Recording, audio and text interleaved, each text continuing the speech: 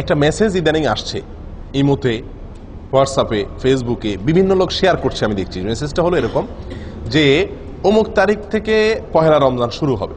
এই সংবাদটা আপনি যদি একজন মানুষকে প্রথম দেন তাহলে আপনার জন্য আল্লাহ জাহান্নাম হারাম করে দিবে। বলেন সুবহানাল্লাহ। আমিন না লিখে যাবেন না, আমিন না বলে যাবেন না।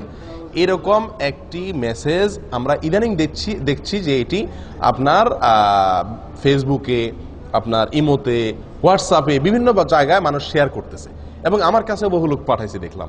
তো এই যে একটি জিনিস, এটার ভিত্তি কতটুকু? দেখুন, প্রথম কথা হলো রমজান কোন দিন শুরু হবে এটা তো শাবানের চাঁদ দেখার পরে বোঝা যাবে। এখনো শাবানের চাঁদ দেখা বহুত বাকি আছে, তার আগে থেকে অমুক তারিখ থেকে রমজান, এটা তাহলে প্রথম একটা মিথ্যা দিয়া শুরু, একটা প্রতারণা দিয়া শুরু।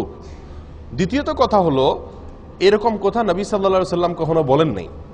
এটা নবী সাল্লাল্লাহু আলাইহি সাল্লামের মিথ্যাচার। কেউ যদি এই কথা শেয়ার করে, এই কথা অন্যের কাছে পাঠায়, এই কথার প্রচার করে, এই কথাকে লাইক করে, এটাকে ভালো মনে করে কমেন্ট করে, এটাকে বিশ্বাস করে, মনে রাখতে হবে নবী সাল্লাল্লাহু আলাইহি সাল্লামের একটি ভয়াবহ সতর্কবাণী আছে। সেটি হলো তিনি বলেছেন, মান কাযাবা আলাইয়া মুতাআম্মিদান ফালিয়াতাবাওয়া মাকআদাহু মিনান নার। যে ব্যক্তি আমার বিষয় মিথ্যা প্রচার করবে, আমার নামে কোনো কথা আমি বলি নাই সেটাকে আমার বলে আমার পক্ষ থেকে প্রচার করবে আমার নামে মিথ্যা কথা, সেই জন্য তার ঠিকানা জাহান্নামে জেনে রাখে, নিশ্চিত জেনে রাখে।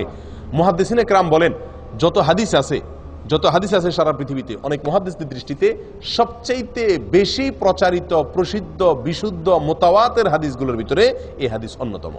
আমি কি বুঝাতে পারছি? এত জঘন্য বিষয় যে নবী সাল্লাল্লাহু আলাইহি সাল্লামের নামে আপনি মিথ্যাচার করছেন।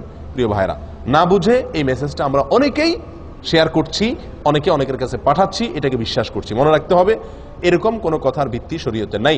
রমজান অমুক তারিখ হবে, অমুক তারিখে হবে, এই সংবাদটি আপনি যদি প্রথম কাউকে দেন তাহলে আপনার জন্য জাহান্নাম মাফ হয়ে যাবে। এটা যদি আপনি এতজনের মাঝে শেয়ার করেন তাহলে আপনার এত সওয়াব হবে। এই সংবাদ শেয়ার করলে গুনাহ হবে, এই সংবাদ শেয়ার করলে গুনাহ হবে, কারণ এটা নবী সাল্লাল্লাহু আলাইহি সাল্লামের নামে মিথ্যা কথা। কোথাও কোনো জাল হাদিসও এরকম কোনো কথা নাই।